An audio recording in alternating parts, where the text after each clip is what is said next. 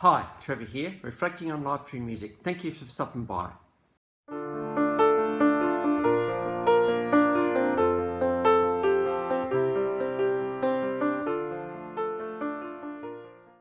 Well, coming again today, you're very welcome. I trust you enjoyed my last video on pop phenomenon Justin Bieber through his song, What Do You Mean? We looked at being kind to each other, so I trust you found that one encouraging.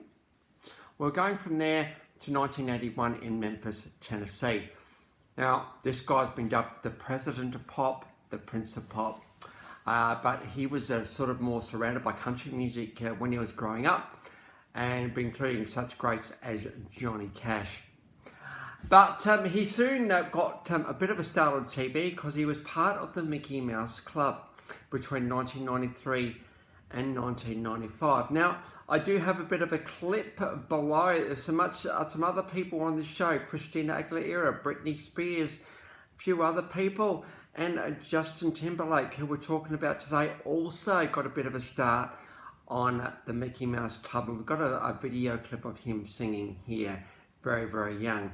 In 1995, NSync, which Justin would become part of, took the world by storm, and they over a period of where about 3-4 years would actually have 4 studio albums and 18 singles and sell around 70 million albums. The second album, No Strings Attached, sold 2.4 million albums copies in the first week. So these guys are considered the 5th highest boy band of all time. So of course, being such a frenzy of what NSYNC actually was. Now the guys are going to get noticed, and it was only a matter of time before Justin Timberlake got noticed. But going back to NSYNC, we've got their iconic song Bye Bye Bye. Such a classic. We're over, and that's kind of it. Kind of goes against the previous clip I've done about being kind to each other. But if things have been nasty, well, bye bye bye. Sometimes that's what you need to do. And if you are moving from sometimes you've got to work out a way of moving forward too. So for them to and by the side, they performed significant places as well. And so because NSYNC are renowned for their incredible dance moves, and every time they got on stage, they really tore it up, absolutely. So Justin Timberlake got his start there, but he was getting noticed, and he decided to go out on his own, and in 2002 out came the album Justified. Now this album was absolutely massive. It debuted at number 2. That's how anticipated this album was. It sold 439,000 copies in the first week. Kind of not as big as NSYNC's No Strings Attached, but still significant many ways. And he actually debuted the song Like I Love You at the MTV Music Awards. And so here we see Justin kind of telling the world, hey look, I'm a solo guy right now, and I'm going to make my own mark on the world. So I've got a live studio version of that one. In 2004, he did get asked to perform at the Super Bowl halftime show. Now, I won't go too much into this particular performance to say that it is actually quite infamous with something that happened during it. But to be asked, I think, and this is what I want to take out of this, to be asked to perform a Super Bowl is a massive deal. And Justin Timberlake in 2004, some 9 years after he started in NSYNC, was now performing on the Super Bowl halftime show. Just prior to that, he got awarded a collaboration with the Black Eyed Peas and the song Where Is the Love. We got a live version of that one below. It was around this time too. In fact, there would be a couple of periods where Justin would sort of give up music and go back more into movies, and this is one of those periods between 2003 and 2006. He started to get involved in some movies. But it was around 2006 out came the album Future Sex Love Sounds, and this album debuted at number 1. So Justin Timberlake had not been forgotten. I'm sure that him being in movies probably didn't help. Did actually help his charisma, help his popularity, and help who he was to become Justin Timberlake. he was a phenomenon and has been ever since he hit the scene in NSync. We got the official clip of "Sexy Back." I think it's not just about, I think, sex. It's more than that. It's about a swagger.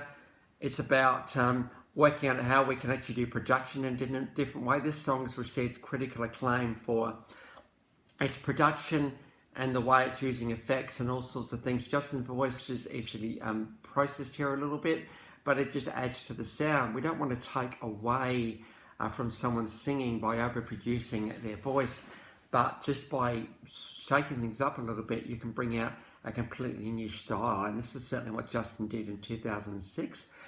Sexy Back also went to #1. We got the official clip of that one below. Also known for his just hook after hook after hook after hook, which makes the production pretty cool. We've also got a live version of Until the End of Time. I think this is a bit of a balance between the way the world is right now, but I'm with an absolutely beautiful woman. So at the end of the day, the world can do what it wants, but I'm going to be surrounded by beauty. And there's something beautiful about Until the End of Time. There's something about the forever of that. Absolutely. So we've got a live version of that one below, which is pretty cool. It's really good to actually see him live, and this is absolutely stunning performance of Until the End of Time. In 2006, between 2006 and 2013, he actually went back to acting. One of the movies I can remember was The Social Network. I can also remember Friends with Benefits, where he was a star of that one. And so he was able to act this guy, which made him an all-round entertainer, performer, and just all-round, I could do many things. And so if you can actually prove to the world that you are multi-talented with this guy actually is, you're going to go quite well. But in 2013, out came the 2020 experience. There will be albums 1 and 2 here. And we've got a live version of Mirrors. This song debuted at #1. And Mirrors is all about, hey, the space I had in my life is now accompanied by you. I was thinking about that line a little bit, and thinking about my own life, and thinking about the beauty of a relationship which is real, a relationship that's full of love, a relationship where you just regarded and loved and really just like being with her. She liked being with her. There was a gap, and I think, it doesn't matter how much we think we've got it together. And we do everything we can, by the way, to get ourselves ready, don't we? We try to work out our interactions with love, and we're trying to work out interactions with ourselves. There's stuff that I'm missing, stuff that I'm not getting, because when the next one comes along, I want to be ready for her, because she deserves nothing less than that.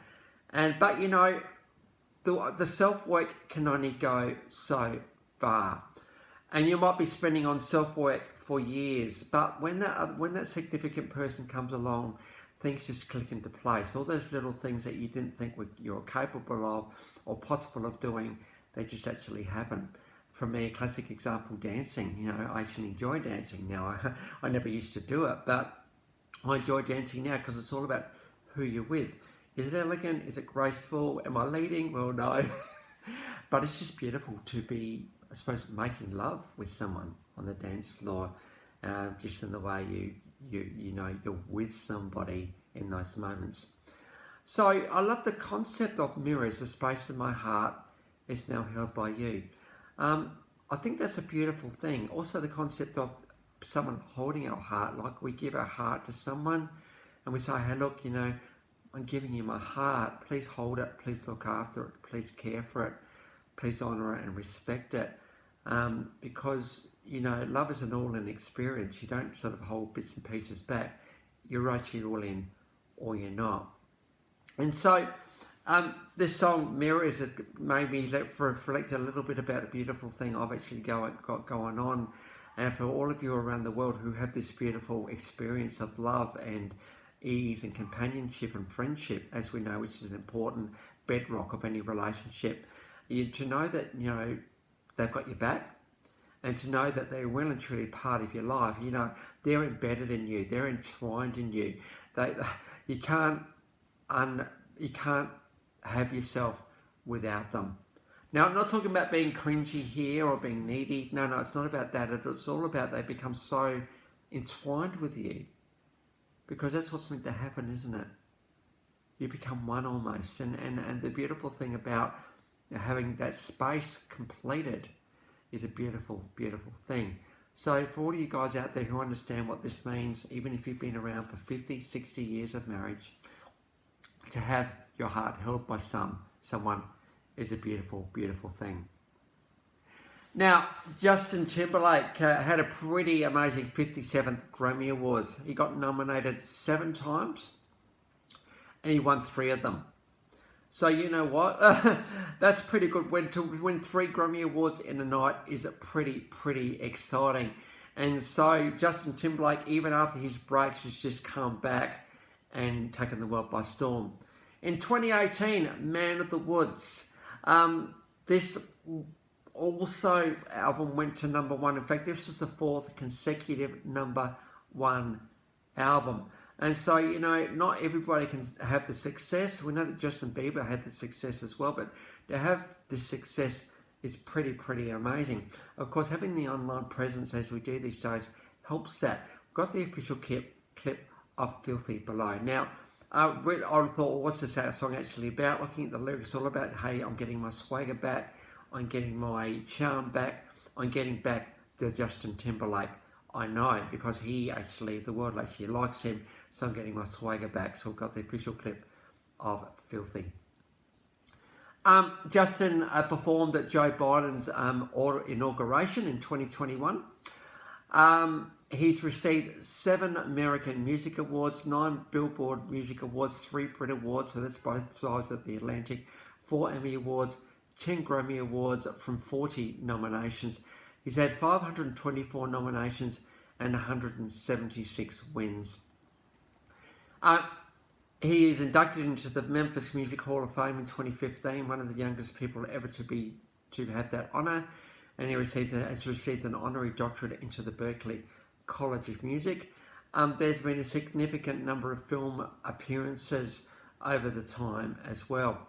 But music-wise, 2002 to 2024, 6 studio albums, 3 EPs, 2 soundtrack albums, 2 compilation albums, 52 singles, estimated to have sold 117 million albums. Put on top of that, between 1997 and 2001, NSync here, they had 4 studio albums and 18 singles. They had sold around 70 million. So there's nearly 200 million albums sold by this guy's had much to do with, and that's a very significant number when you think about the Beatles selling 600 million, it's a third of that. So you know what, Justin Timberlake well and truly has contributed to this collaborative legacy of this thing called music. So it's great to give Justin a bit of a go today, and to reflect on the space that gets taken over by the loves of our lives. Absolutely beautiful concept, that one, which I just had to talk about today. So the links to those 8 clips are in the description below, and I've also included my last video from Justin Bieber. If you want to recap on him, feel free. Well, we've still got a few Joes to go yet. I'm still remembering some, but if this is your first time to Life Reflections through Music, or you've come back for another one, how great to see everybody here. Well, that's it for today. Next time we're going to go on to Jeffrey Osborne. So until then, I'll catch you around. Bye for now.